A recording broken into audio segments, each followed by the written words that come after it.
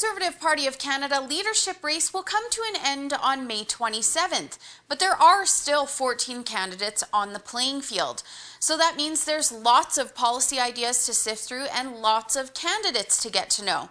This vote is kind of a big deal because it means maybe choosing who the next potential Prime Minister will be.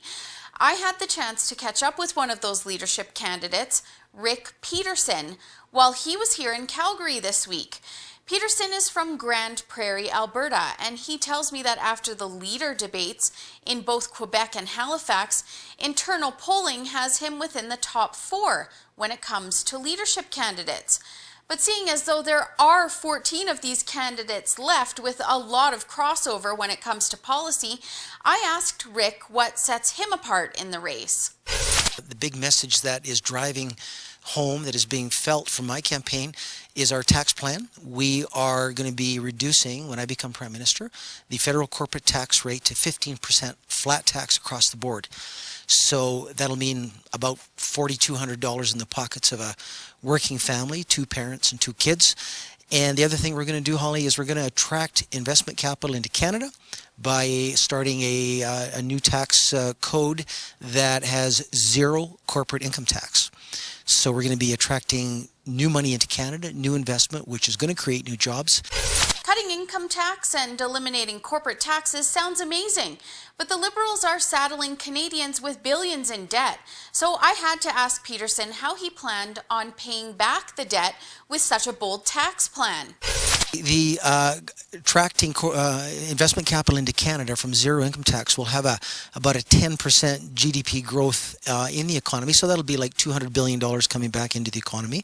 We will increase consumption taxes. The consumption tax will have to go up, but I call that the JST. Given the deficit that the Trudeau government has put us in right now, the tax cuts and the consumption tax going up, we're going to be able to balance the budget within 2 years of me becoming Prime Minister in 2019. If you didn't catch that, this means that although Peterson wants to reduce income and corporate taxes, the tax on goods and services will increase, and under his plan, it will increase to 9%. And speaking of taxes, one really contentious issue amongst Canadians is whether the country should implement a carbon tax. So I had to ask Peterson his thoughts on that.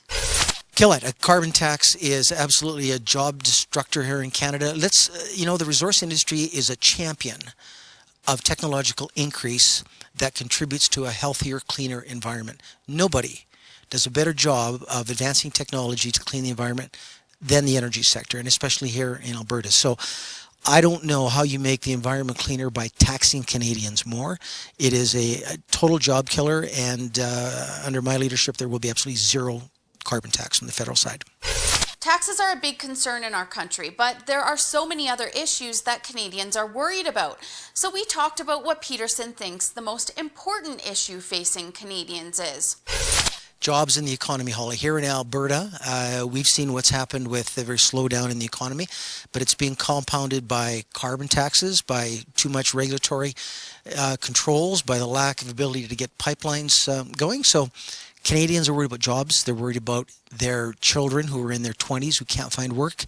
And we have a large baby boomer population that if we don't kickstart the economy, there will be no support for healthcare and healthcare services down the road, Holly. So jobs, the economy, being able to finance Canada's future, that's absolutely the number one concern. We also talked about another contentious issue in our country, which is immigration and refugee screening. Canada is growing and will grow and will thrive because of immigrants who come in.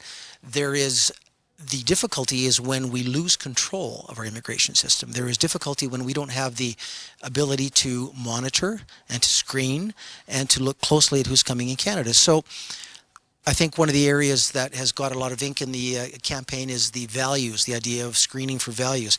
I think that Kelly Leitch is right to talk about values. There are values that all of us as Canadians hold dearly, but you can't screen them. It's not, people are going to lie. I think the thing you have to do is try to increase the frontline that you have, the Canadian borders. I think we're undermanned on the security side, on the immigration side. I think the other element the Liberals are doing incorrectly is they're not giving enough support to private sponsors of refugees, bringing them in on the government program. We're seeing the difficulties, and I know in Vancouver especially, where I have close contacts, a lot of private refugee sponsors wanted to bring in refugees and couldn't have their quota filled. So I think we should look at the private sector again there. Peterson also tells me some of his other priorities are to launch a full exploration into gun policy because he thinks legislation is too overbearing, and to break down trade barriers because in his mind, that's the #1 issue when it comes to federal and provincial relations. When it comes to U.S.-Canada relations, he says that he agrees with Trump on renegotiating NAFTA and that his background in business would mean some common ground between the two. He also says that he would cut government waste by eliminating the advertising budget, cutting the number of bureaucrats within government departments, and most of all, by reducing spending. The CPC leadership vote will take place on May 27th of this year. In order to vote, you have to be an active member before March 28th, and of course, we'll keep continuing to update you on all of the news surrounding that vote. For the Rebel.Media, I'm Holly Nicholas.